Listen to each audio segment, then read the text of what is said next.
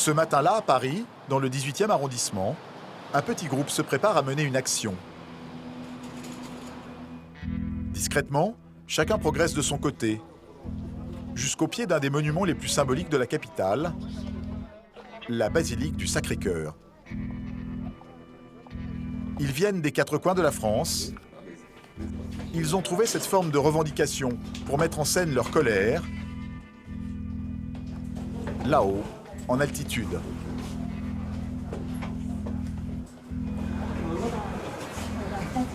Allez, go.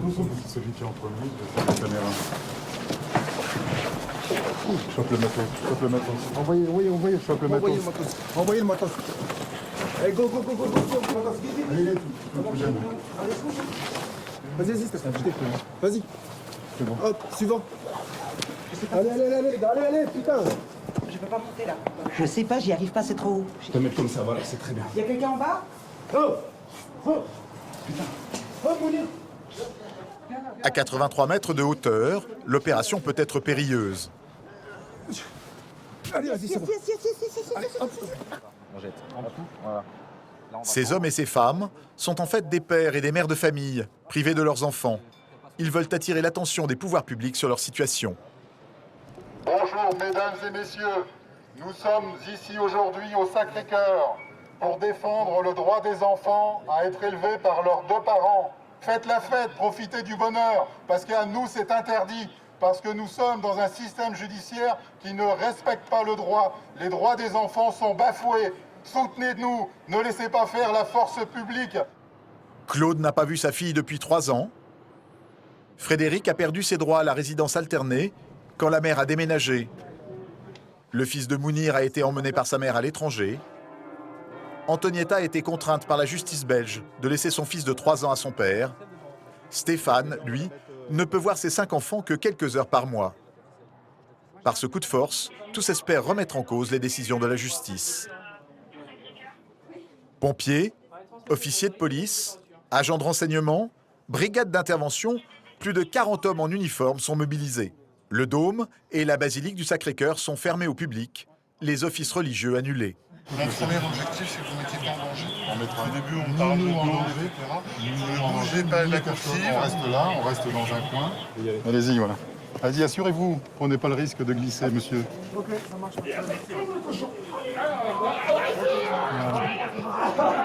Ah, c'est pas Belmondo, hein. Vous étiez avec lui, monsieur? Stéphane a déjà monté plusieurs opérations de ce genre. Cette fois à Paris, il veut être reçu par la ministre de la Justice. Nous demandons la déjudiciarisation des affaires familiales, la mise en place de la résidence alternée par défaut. Ce sont des revendications légitimes, c'est facile à mettre en place, ça existe dans d'autres pays européens, donc pourquoi pas chez nous, quoi. Donc il va falloir qu'on nous écoute, très clairement. Moi je suis pas là pour trier les lentilles, je suis là pour que ça bouge et pour qu'on aboutisse. Leur discours semble avoir du mal à être entendu. À la fin de la journée, pas de rendez-vous, pas d'interlocuteur. À l'unanimité, le groupe décide de tenir le siège et de passer la nuit sur place.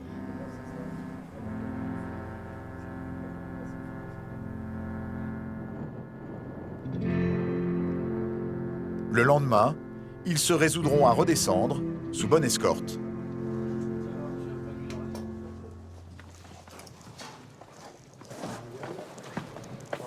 On va vous donner vos pièces d'identité, il n'y a aucun dépôt de plainte. Bonjour messieurs. Le recteur de la basilique n'a pas porté plainte. Il n'y aura donc pas de poursuite. Le commando en sera quitte pour un simple contrôle d'identité au commissariat. Embarqués dans le panier à salade. Voilà. Comme des vulgaires criminels. Et je rappelle que nous ne sommes que des pères de famille. Des parents qui bravent la justice pour défendre leurs droits. Nous en avions déjà rencontré. C'était il y a 20 ans. Thierry avait fait 62 jours de grève de la faim pour réclamer le droit de vivre avec Ophélie, sa fille de 4 ans. À l'époque, les hommes qui n'étaient pas mariés n'avaient aucun droit sur leurs enfants. Thierry, qu'est-ce qu'il y a dans ce cahier?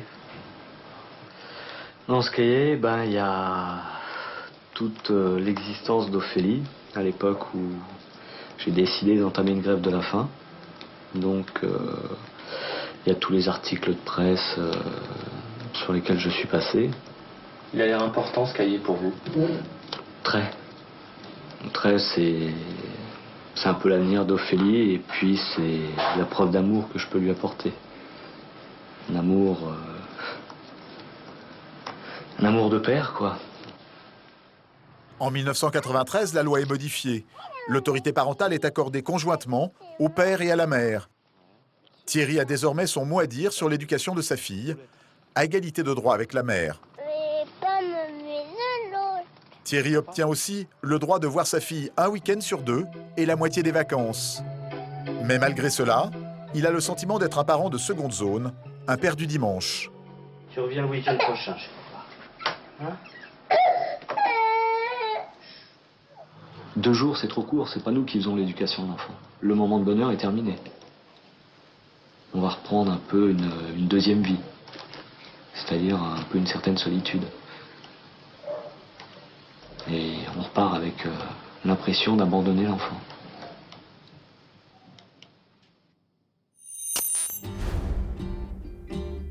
C'est à Saint-Hippolyte-du-Fort, près de Montpellier, que nous avons retrouvé Thierry. Il a quitté la région parisienne pour s'installer dans le sud, il y a près de 10 ans. Thierry a fondé une nouvelle famille. Il a un fils de 18 ans, Mathieu, avec sa femme, Dominique. 20 ans après notre premier tournage, il accepte de revenir sur son expérience. 62 jours de grève de la faim, c'est pas rien. Donc ça a été beaucoup de souffrance, ça a été très difficile, mais après la grève, après les médias, je me suis retrouvé tout seul, avec des dettes. Beaucoup. J'avais plus de 250 000 francs de dettes à l'époque. Donc c'était énorme. C'est lié au combat que vous meniez? Tout à fait, parce que j'ai tout perdu, donc appartement, entreprise, véhicule.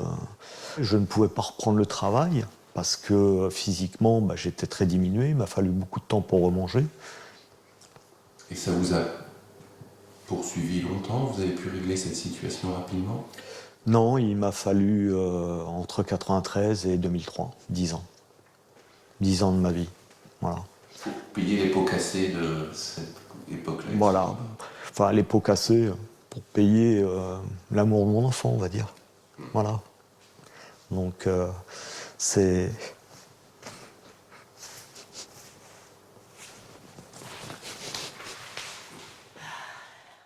Si Thierry a obtenu un droit de visite et d'hébergement, il n'a jamais pu rétablir une relation apaisée avec sa fille. On n'est toujours pas prête à écouter ce que moi j'ai à lui dire. Voilà. C'est-à-dire peut-être ma version des faits qui est peut-être différente de la version qu'elle a eue du côté de sa maman. Voilà. Donc, rien n'est réglé. Rien n'est réglé. Il vit dans ses souvenirs, dans le garage, jusque sur les murs du salon. Ophélie est toujours là. Sa dernière visite date de l'été dernier. Il ne l'avait pas vue depuis 3 ans. Là, c'est les photos de cet été, au Pont du Gard, avec son frère et puis le papa. Donc ça, c'est pour moi, après 20 ans, un véritable moment de bonheur. Voilà.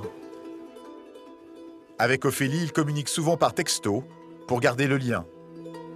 Nous avons tenté de joindre la jeune femme, aujourd'hui âgée de 24 ans. Elle n'a pas souhaité revenir sur son passé. En France, selon une récente enquête, un enfant de parents séparés sur 5 ne voit plus son père.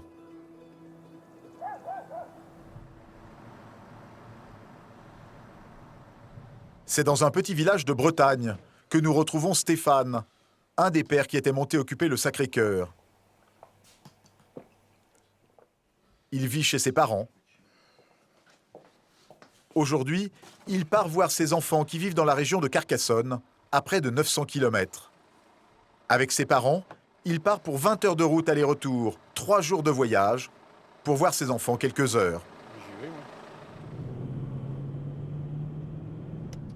On me dit toujours, mais tu verras plus tard, gna gna, mais je m'en fous, moi, de plus tard. Moi, ce que je constate, c'est que chaque jour qui passe, chaque heure qui passe, chaque minute qui passe, mes enfants font des choses, ils jouent, ils pleurent, il leur arrive des petits événements et je ne suis pas là.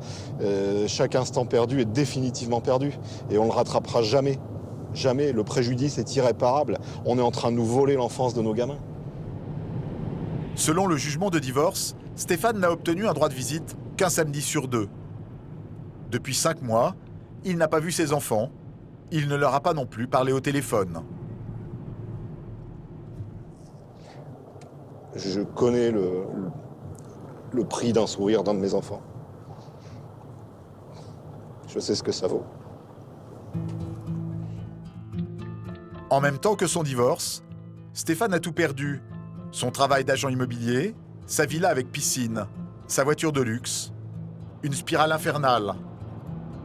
Daniel, son père, est inquiet. Pas facile de voir revenir à la maison un garçon de 40 ans, en pleine dépression. Comment vous le trouvez aujourd'hui? Je le trouve pas tellement en forme. Je vois bien qu'il en souffre et puis et ça m'embête sérieusement. Malheureusement, c'est qu'on peut le soutenir comme on peut, aussi bien même financièrement que... Mais après, qu'est-ce qu'on peut faire? Ça, c'est notre histoire. Le grand-père n'arrive pas à comprendre que les magistrats aient tranché aussi radicalement en faveur de la mère. Vous trouvez ça injuste? Très injuste, c'est même dégueulasse. Qu'est-ce qui est dégueulasse? D'empêcher un père de voir ses enfants. Je sais pas, c'est la moindre des choses. Ça prouve que la justice française est mal faite, quoi. Ça vous plaît pas, ça? Ah non, ça me plaît pas du tout, alors ça me révolutionne même. Daniel et son épouse n'ont pas vu leurs petits-enfants depuis que la famille de Stéphane s'est disloquée. C'était il y a 3 ans. Après une nuit d'hôtel, Stéphane n'a plus que quelques kilomètres à parcourir pour retrouver ses enfants. En théorie, le jugement de divorce lui accorde un droit de visite un samedi sur 2, de 10h à 18h, à condition de prévenir par courrier recommandé 15 jours à l'avance. Dans la pratique, il n'a pas les moyens de faire ce voyage bien souvent.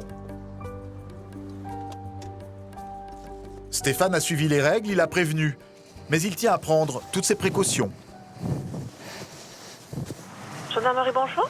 Je viens pour signaler que je m'apprête à exercer un droit de visite et d'hébergement. Donc au domicile, là je me rends au domicile de la mère de mes enfants à et je crains une non-représentation d'enfants. D'accord. Je vous recontacte très prochainement. Oui, oui, bien sûr. Voilà, merci. Au revoir. 10h du matin, pile à l'heure, Stéphane se présente au domicile de son ex-épouse.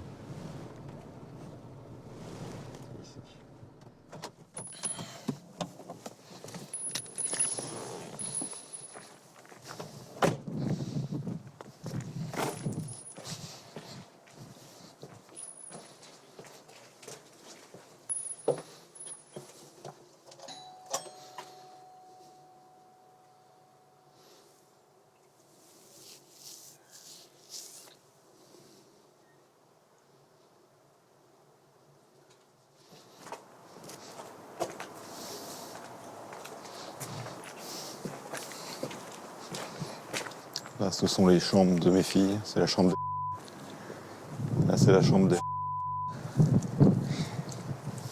Stéphane doit se rendre à l'évidence. Les enfants ne sont pas là. Qu'est-ce que vous allez faire? Je sais pas. Je sais pas. Jouer le jeu de la justice, déposer plainte, ça m'intéresse pas. Je vais quand même le signaler à la gendarmerie. Gendarmerie, bonjour. Oui, bonjour Stéphanie. Donc je vous ai contacté tout à l'heure là pour vous alerter de mes craintes quant à une non-représentation d'enfants. Oui. Donc il se trouve que cette non-représentation d'enfants est effective puisque je me suis présenté au domicile de la mère et je me suis heurté à une porte close. D'accord. Donc il vous faut vous rendre à la gendarmerie à Quillan Oui. et donc déposer plainte pour ces faits-là. Hors de question. Non, moi ce que j'attends de vous, c'est que vous fassiez exécuter le jugement, c'est-à-dire que vous vous bougiez, comme vous vous êtes bougé. Pour faire exécuter le jugement, monsieur, il faut un dépôt de plainte. Hors de question, vous savez comme moi que les plaintes ne sont pas suivies des faits. C'est du foutage de gueule, ça. Non, vous passez un coup de fil à la mère, vous pouvez très bien le faire. Et dans l'heure qui suit, les enfants sont avec moi. Vous pouvez le faire, vous pouvez. Pourquoi ne le faites-vous pas? Parce que je vous dis comment on procède. Non, mais non. Les non-représentations d'enfants, les plaintes en NRE ne sont jamais suivies des faits. Ce sera une plainte de plus qui va s'entasser sur l'étagère du parquet. Si on n'est pas suivi de fait, on ne peut pas intervenir. Bah voyons, bien sûr. Un coup de fil, vous savez. Vous pouvez pas oublier les procédures 2 minutes, là? et vous comporter humainement? C'est pas possible, ça. C'est pas dans vos capacités. Non. Si le parquet se fout de ma gueule, il va trouver à qui parler. Au revoir. D'accord, au revoir.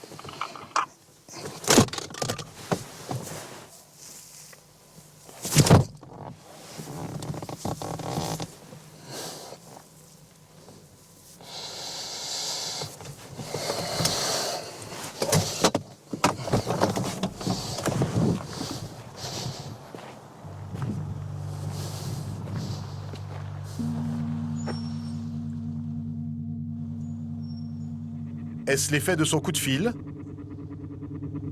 ou de son passage à la gendarmerie? Une patrouille s'approche.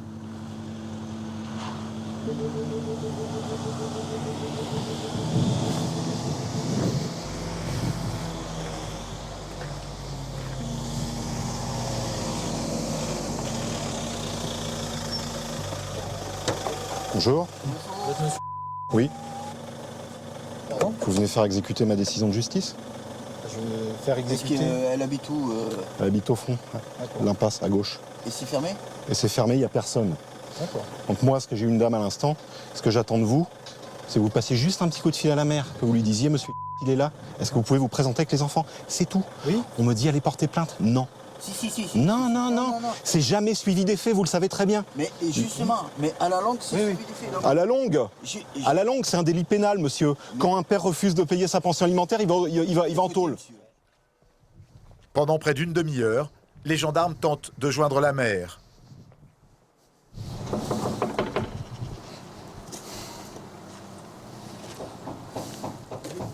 Devant Stéphane, ils avouent leur impuissance. Vous êtes en train de m'expliquer que pour un délit pénal, il faut répéter la même plainte des dizaines de fois? Mais parce que la justice ne veut pas poursuivre la première fois. Voilà, vous avez tout résumé. La justice ne veut pas poursuivre. On fait tout pour qu'elle poursuive. Mais je sais que vous faites votre boulot. C'est pas vous qui êtes en cause. C'est pour ça que moi je vous demande de faire de la conciliation. C'est la justice. La justice ne veut pas. La maman a refusé de nous parler.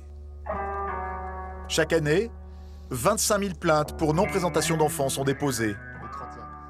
À peine plus de 1000 sont traitées par les magistrats. Pour Stéphane, ces chiffres attestent d'une discrimination des pères au sein des tribunaux. L'accusation n'est pas nouvelle.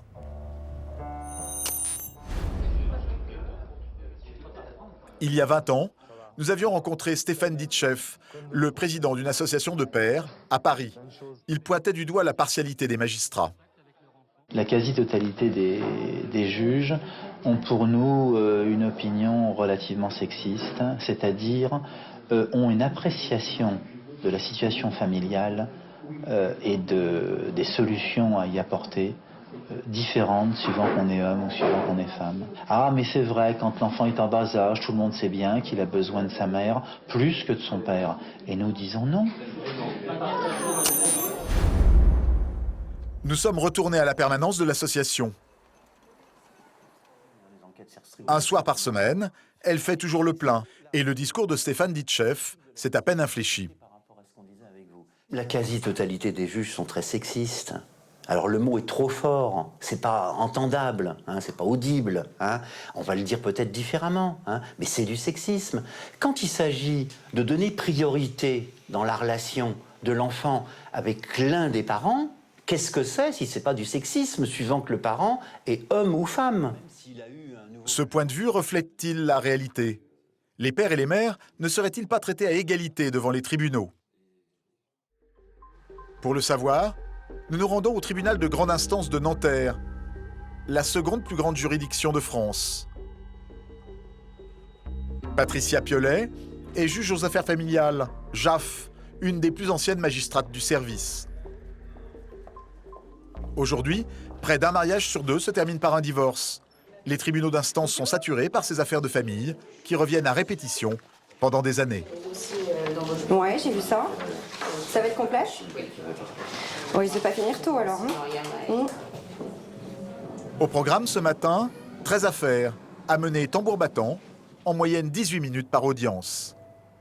À Nanterre, il y a 4 mois d'attente pour obtenir une convocation dans le bureau du juge. Bonjour madame le juge.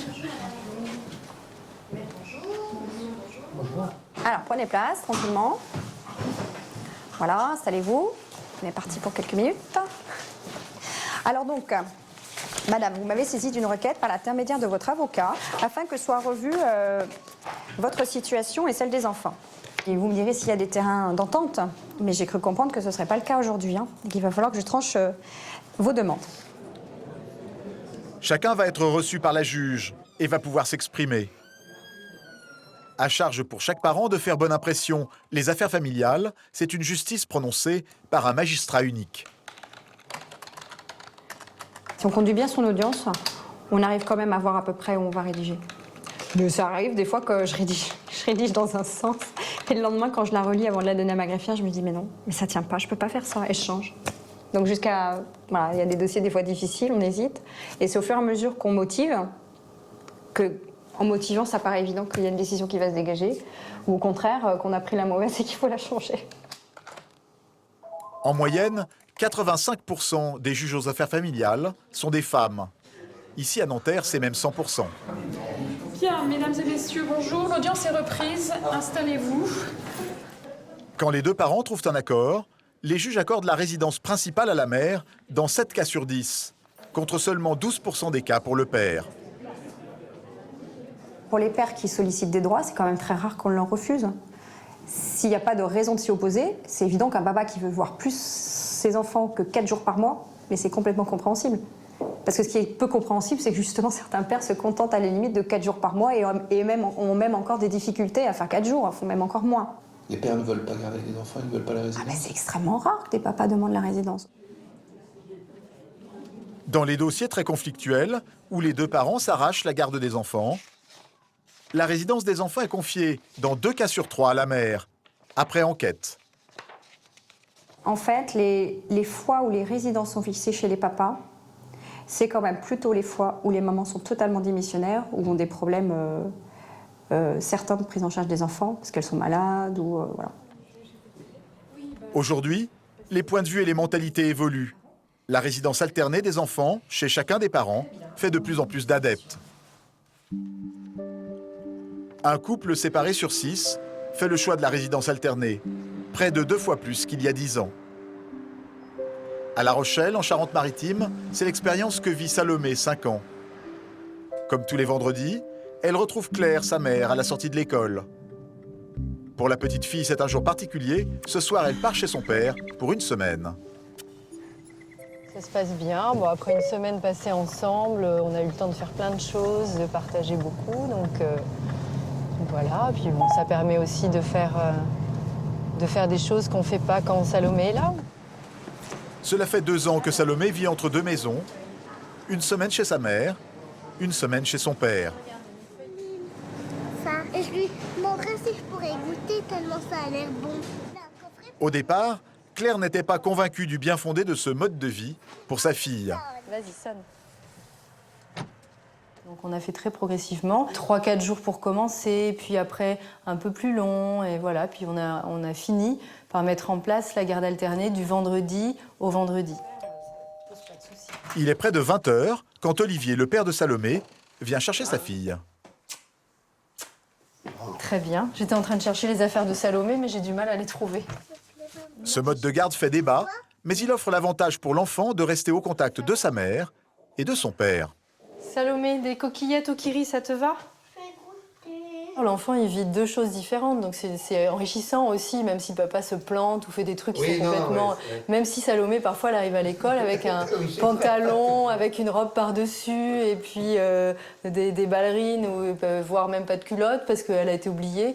Bon, bah, c'est pas très grave. Je pense que l'institutrice, c'est la maîtresse. C'est moi qui l'ai. Oui, c'est ce qu'elle me dit. Elle me dit, ah, cette semaine, c'est vous. Je dis, oui, c'est moi. Salomé, ça change rien. Pour l'éducation, les 2 parents se concertent régulièrement et tentent de parler d'une seule voix.